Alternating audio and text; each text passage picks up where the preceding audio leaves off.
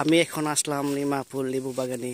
লেবু বাগানে আসার পর দেখতে পেলাম যে লিমা আপু এখানে দাঁড়িয়ে লেবু বাগান মানে এক কাজ করতেছে, কিন্তু মানে একদিনও বাসায় পাইলাম না।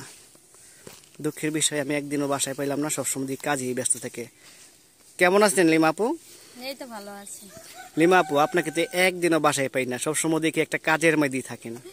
ভাই আমি কতবার করে বলবো যে আমি ছাড়া আমি একা মানুষ, আমি বাদে আর কেউ নিয়ে আমার। আর যারা আছে মা বাবা তো দেশের বাইরে থাকে, ওনাদেরকে তো আর দেওয়া যায় না।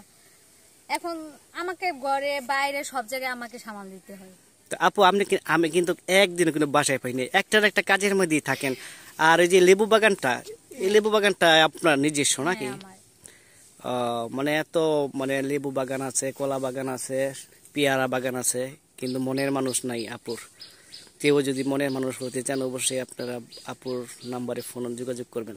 তা আপু, লেবু বাগানের মধ্যে লেবু হয়েছে, একটা লেবু কি নিতে পারি? না, এগুলো খাওয়ার মতো এখনো হয় না, ছোট ছোট হয়েছে। আর যখন হয় অবশ্যই নিয়ে যাবেন। সবাই তো খাচ্ছে নিচ্ছে, তো আমি অনেক খুশি যে আল্লাহ আমাকে এত দিচ্ছে।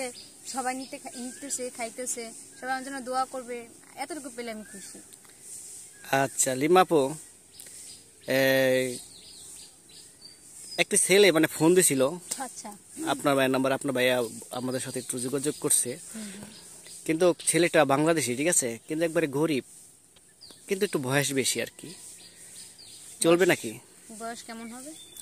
বয়স 50-এর উপরে যাবো। না না, এত বয়স না। আমার তো বয়স এত হয় নাই, একটু 30 বছর হলে না, তার বেশি যদি 32। ও আচ্ছা আচ্ছা, 30 থেকে 32 বছরের, মানে এর বেশি হলে চলবে না। হ্যাঁ।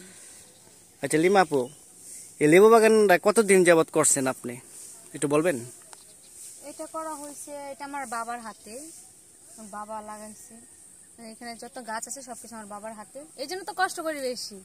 প্রতিদিন আসি, আমার বাড়ি থেকে আমার বাইরে সবচেয়ে বেশি সময় বেশি দিতে হয়। বাবার গড়া জিনিস তো অনেক যত্নে। বুঝতে পারছি, আপনার একদিন ওজন বাসায় পাই নাই, সবসময় দেখছি কাজের মধ্যে থাকেন, মানে আপনি শুধু কাজের মধ্যেই থাকেন, ঠিক আছে। কিন্তু এমনি তো আপনার যদি জীবন সাথী কেউ নাই, যদি কেউ থাকতো তাহলে তো আপনি একটু সহযোগিতা হ্যাঁ, করতো। অবশ্যই অনেকটা হেল্প পেতাম, অনেকটা রিল্যাক্সে থাকতে পারতাম, এত প্যারা আমার নিতে হতো না। আচ্ছা ঠিক আছে লিমা আপু, তাহলে আজকে বিদায় নিলাম, আবার আরেকদিন আসবো, ঠিক আছে। ওকে।